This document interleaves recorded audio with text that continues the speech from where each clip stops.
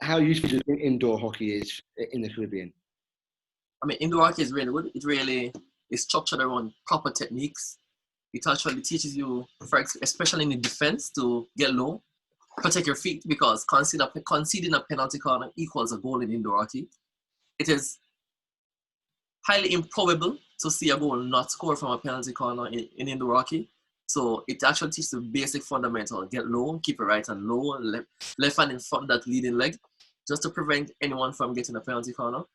And if you look at the whole structure of tackling, it actually teaches you that too.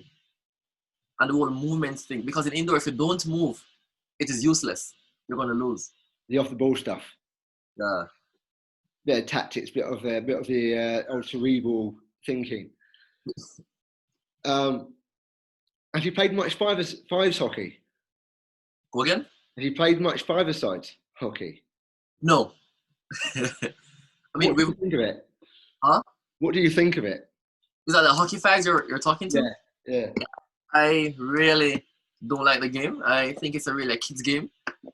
Based on, you could shoot from anywhere, it becomes extremely dangerous. You could shoot from anywhere. Everyone wants to shoot from their own goal, which does it really should lead to build up of skills to goal, but it does not. It in Jamaica it leads to shoot from anywhere, no build up, just shoot.